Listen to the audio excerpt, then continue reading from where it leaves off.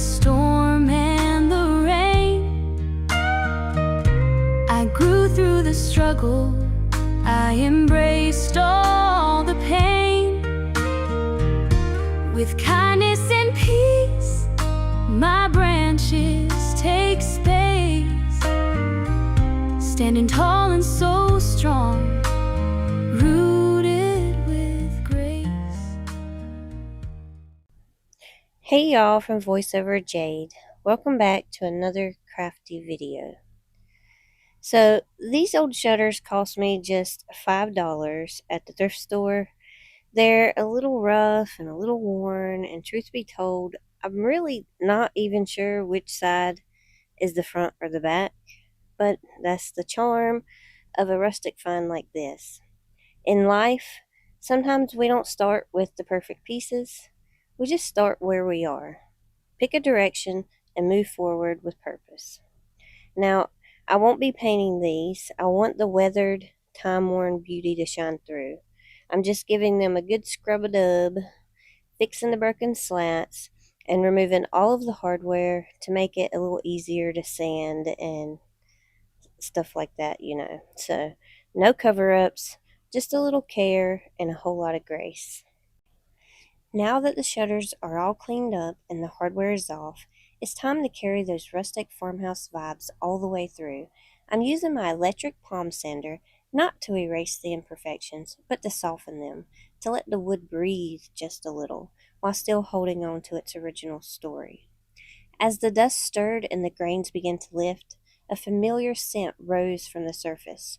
It was the unmistakable fragrance of the aged wood, warm and time-worn, like the soul of an old house. It reminded me of stepping into my great-grandma's house as a young lady. The creaking floors, the quiet corners, where the air felt thick with memory and lace-draped light. That scent, somehow sweet and solemn, all at once, wrapped around me like a soft hello from someone I still miss deeply. Once the shutters were sanded, I reached for the Waverly antique wax to bring out the richness in the now exposed wood. Wipe on, then gently wipe back with a damp cloth. It deepens the tone, revealing all the character hidden just beneath the surface. It's like luring a story from silence.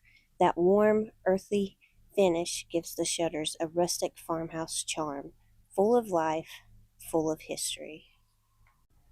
Now that the shutters have been cleaned, softened, and given a little love, it's time to put the hardware back on and mend the parts that weren't quite working.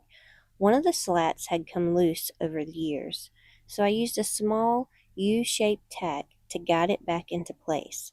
And just like that, simple and quiet, it's working again. Sometimes, all something broken really needs is a bit of patience, a steady hand, and a willingness to believe is still worth fixing. Now, with the shutters standing tall and strong, no broken slats, hardware reattached, they feel and look ready, like they're holding their posture again after a long season of rest. It's time to build the shelves. I'm using old pallet wood, worn and weathered, but full of potential. I measured and cut 6 shelf boards. Then I used the same wood to make support brackets. Just a simple 45-degree cut at each end to form a rustic little triangle that cradles each shelf from underneath. After cutting, I gave everything a good sanding, softening the edges but keeping that natural texture. Then I sealed the wood with a coat of triple thick gloss glaze, brushing it over each side to bring out the grain and give it a slight sheen. These will dry overnight while I shift my focus inside to start dressing the shutters and breathing life into the design. Now it's time to add a little softness to balance out all of the wood and worn edges. I'm using a scrap piece of vintage floral fabric I've been holding on to for just the right project. It's a deep, mossy green with soft, rosy florals, faded in all of the prettiest ways. It reminds me of something you'd find lining the drawers of an old farmhouse dresser. I'm going to snip and rip this, thanks Sabrina, and attach them to the slats using watered down PVA glue. No measuring, no stressing, just letting the imperfect torn edges do their thing. The uneven lines and frayed threads give it a rustic farm charm that feels honest and easy, worn but lovely, like something that's been well loved for years.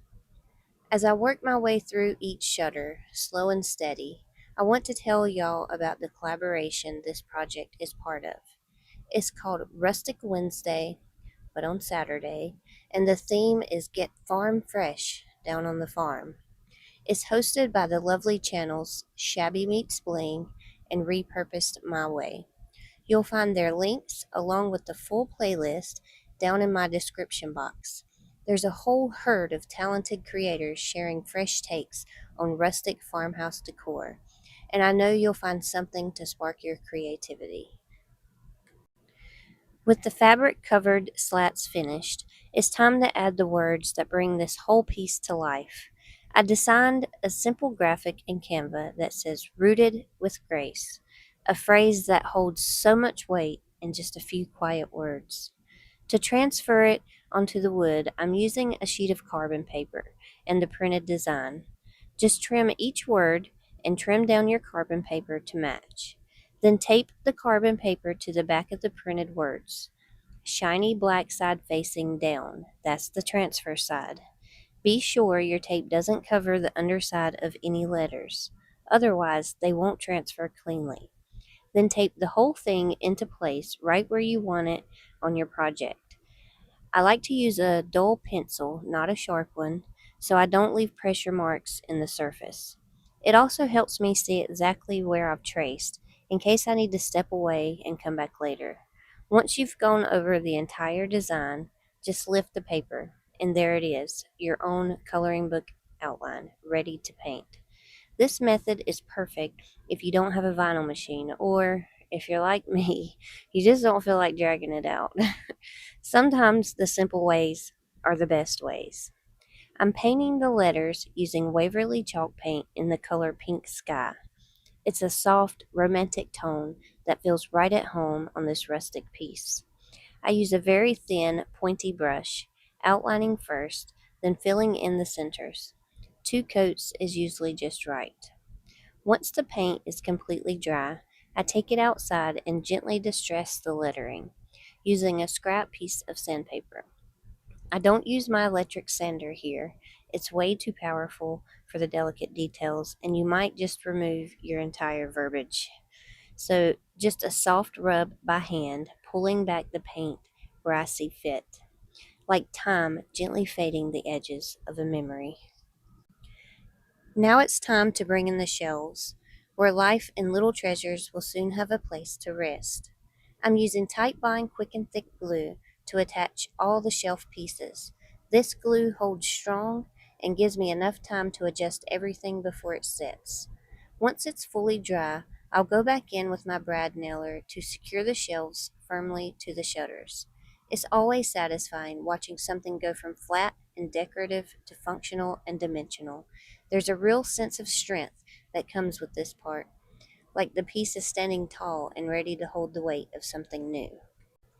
As I was planning out the shelves, I started to worry that the weight of heavier items might make the shutters tip forward. So I came up with a little solution that's both practical and pretty stinking cute. I used 2 small spindles to create little support legs under the bottom shelves, just like tiny little farmhouse kitchen tables. And now this piece is solid, sturdy, and standing strong with a whole lot of charm. Sometimes the most unexpected fixes turn out to be your favorite part. This piece has taken on a life of its own, and honestly, I think we've wandered straight into rustic cottage farmhouse territory, and I'm not mad about it. Since the bottom shelves look like sweet little kitchen tables now, I've decided to lean into the charm and add a lacy fabric trim around each shelf edge. It's soft, delicate, and gives just the right hint of vintage romance. I absolutely love how it's turning out so far, but y'all know I love hearing your thoughts too. So leave me a comment below and let me know what you think of this piece. Is rustic cottage farmhouse a thing? Because I think it is now. Now it's time for my favorite part, dragging out all my tiny prettyful things and dressing this piece up for the final reveal. I've even got a few miniature teacups and saucers that I'm going to use as little planters for my succulents. These shelves are just begging for soft greenery and sweet little touches. So stay tuned for the full reveal coming up in just a moment. And as always, thank you all so much for watching and hanging out with me today. Wishing you a peaceful heart, a cozy home, and a fantabulous day.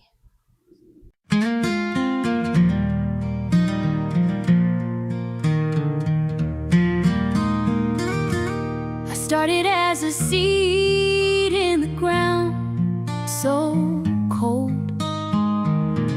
The weight of the earth was heavy to hold. But through all the darkness, I found my own way, stretching toward the promise of another day. Rooted with grace through the storm and the rain, I grew through the struggle, I embraced all the pain. With kindness and peace, my branches take space, standing tall and so strong, rooted with grace. The winds they howled as the skies turned gray, yet still I stood strong, and I refused to sway. Each leaf is a memory, each bloom is a fight. Every scar on my bark tells of finding my light. Rooted with grace through the storm and the rain, I grew through the struggle, I embraced all the pain. With kindness and peace, my branches take space, standing tall and so strong, rooted with grace. The soil once harsh now cradles my roots. The sun kisses gently and nurtures my shoots. I've learned to bend, but never to break. Through every storm, it's love that I take. Rooted with grace through the storm and the rain, I grew through the struggle, I embraced all the pain.